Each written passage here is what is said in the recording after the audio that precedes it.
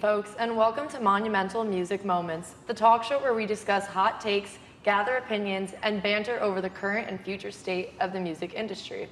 Joining me tonight are avid music listeners Jack Rapp and Chelsea Chamberlain. Thanks for being here, guys. Thanks for having us. Thanks for having us. All right, well, let's start off by getting to know your guys' music preferences a little bit, so you can each answer individually. Would you both say you're musically diverse, or do you stick to a specific genre? I would say I'm musically diverse, like anywhere from like 60s to 80s, but also like country music, pop, folk music, like I'm all over the board. Okay, good to hear. So I don't think, I am diverse, but I don't think I'm that diverse. There are kind of some lanes that I stay in, but yeah, I do tend to switch lanes every now and then. So what's our favorite genre? I would say right now, like folk music, indie, like I've really just had Noah Kahan on repeat for like since the album came out, but that's probably kind of where I stick anyways. Gotcha. Country, There it's you pretty go. basic. Pretty basic, gets the job done. Mm-hmm. All right, what's our favorite band or musician? Noah Kahan. Noah Kahan. I like Luke Combs, Taylor Luke Swift. Combs is a good one. Yeah, Yes. Luke Combs is a good one. Mine's Morgan Wallen. Oh yeah. So. This It's a good bar. choice. Mm-hmm. All right, well, now that we know a bit about Jack and Chelsea's music preferences, we're going to talk music with some hot takes and opinions. Are you guys ready to answer some questions? Yeah. Of course. All right, let's get started. First off, what are your takes on no phone shows and the locked pouches that fans are forced by artists or venues to put their phones in? I don't mind it. I've never been to one, but I wouldn't really be opposed. I think it is nice, you know, to get a video or two here and there, but most of the time I just put my phone away because I just want to enjoy the moment. I think it's nice to capture a few clips, but other than that, like I'm there to watch and just like enjoy the experience. Okay. Yeah, I wholeheartedly agree. I'm a huge fan of the Masters tournament, and they have the same philosophy where they don't let any phones on the ground. So you don't see anybody taking photos. Everybody has to see it with their own eyes. So I'm a fan of it. Yeah, it's better Some that would way. argue the safety issue with it, where if your young daughter is going to a Taylor Swift concert and her phone's locked up, she can't communicate with you throughout the whole concert. I think if there's maybe a way in between it, like, I don't know, it would be great if you could just enforce it and people would respect it, but I also get that aspect. Like if I'm going with friends and one of them goes to get a drink and then they don't come back, like I can't call them, I can't text them. So I can see that side of it too. Okay. They can do what the Masters does and have pay phones in the back that are free. They just have phones that are set up so people can still call, Yeah, you know, if they have an emergency. But I like that. Very true. Go old style, say Go meet me old. at this place this time, call it a day. Yeah. Wear Exactly. watches. Mm-hmm. All right, like well, it. let's move on. Do you think streaming platforms such as Spotify and Apple Music have hurt or helped music culture? I think maybe a bit of both. I think it's nice, like a lot of artists, like I keep talking about Noah Kahan, but that's just like what I'm on right now. Very fair. When he performed at Fenway last year, he recorded the live album. And so it's nice that I wasn't able to be there, but I can listen to it and still kind of experience it. And I think, you know, people do enjoy the live experience as well, but it is nice to be able to kind of listen to your own songs on your own time. Okay. I think it's good for the artist because it's just one extra distribution platform Yeah. for them, so it's something else that they can use to earn the revenue that they earn. But I do think it has kind of ruined the way we listen to music. Yeah. Instead of having the headphones on with a nice CD, and you can hear like every little bit of it, all the imperfections of everything that happened in the music process. I think it's kind of ruined that. A little bit, yeah. But You were forced to listen to the album in order. Lots of artists included transitions and the songs blended Yeah. together seamlessly. Yeah. So a lot of people do argue that it ruined the album listening experience. Yeah, I But it agree. also opens it up in a much more diverse way with a lot more options to explore. Yeah. All right.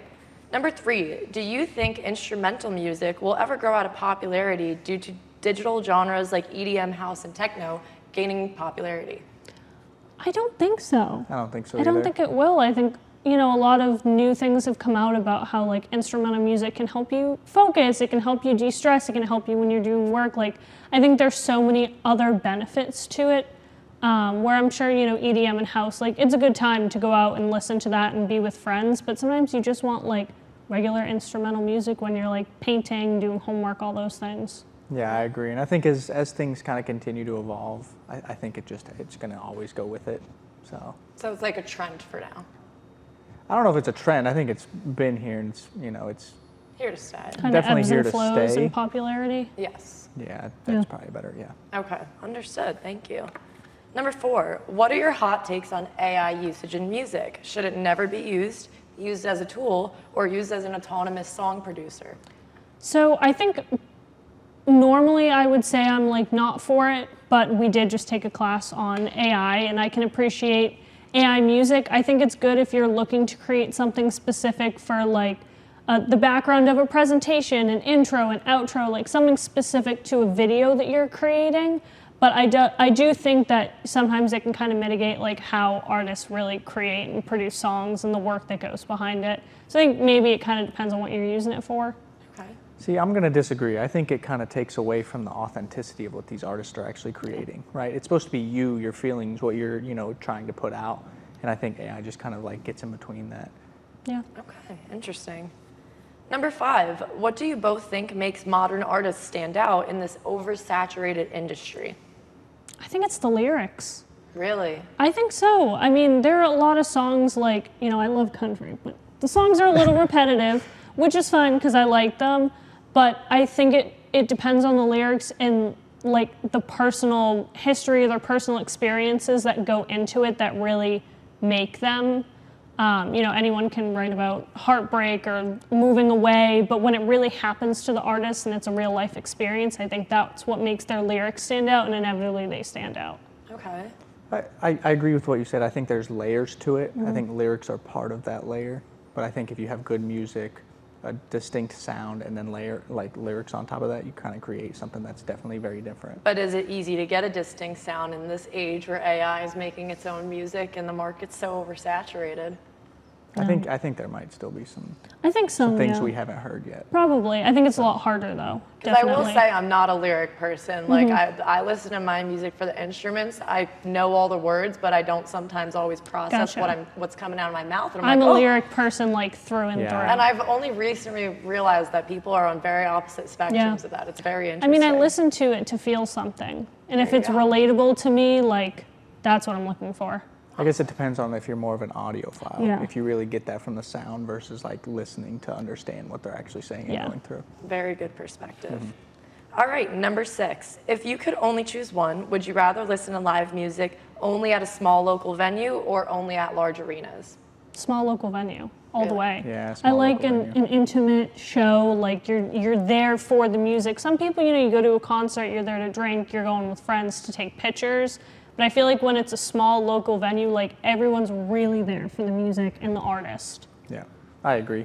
I think just being there for the artist and actually just listening to it. I feel like once you get too big, you can't really hear it. It's almost too loud. You're like watching it on screens in the nosebleeds, Yeah. and the ticket prices Very are true. outrageous, so. Very true. Even if it kills your chance, though, of seeing the more popular artists you like, you'd still take a local venue. Yeah, well, you never know. Ed Sheeran shows up in Massachusetts sometime. Very true. So you never know who you're going to come across in a little local bar. I like that optimism. All right, last one, guys. Do either of you have any predictions about what might define the music industry in the next 20 years? Not a clue. No, I don't. I Even don't after our think AI so. class and our emerging technologies? I mean, I think I would really hope that the thing that defines the music industry is not AI. Yeah. Yes. I think there'll be things put into place so that AI is not as, Yeah. at least so that people know it's AI. Yeah. I'm hoping that maybe we see some more TikTok artist breakouts. I think maybe it's controversial that people, everyone gets discovered on TikTok, but again, like, look at Noah Khan. He's from TikTok? Yeah. Well, Oh, that's wow. at least where No, I I didn't know found him that. is his song Stick Season came across my page my sophomore year of college, and none of my friends knew who it was, and I was like, no, he's really good. Like, you have to listen to this song, and like, fast forward to now, he's like one of the biggest artists. Yeah, I didn't know that. So I I will- think that could be another possibility. We might get another great artist off there. I think social media is a great way for people to get discovered and rediscovered. I will Yeah. say there are some old bands that I've noticed gotten really popular again recently. I Yeah. think it's because of the way we see it in social media. Well, and it gives people a chance that maybe don't have the money to go to LA or New York or wherever to like go for their one big moment. Like someone could see them in a little town in Kansas on TikTok, and then it's like fast forward and they're insane. Very good point. Well, that's all we have time for today on Monumental Music Moments. Thank you to our very special guest. you for tuning in. Tune in next week for more live stream shows. Like and subscribe for notifications. See you then.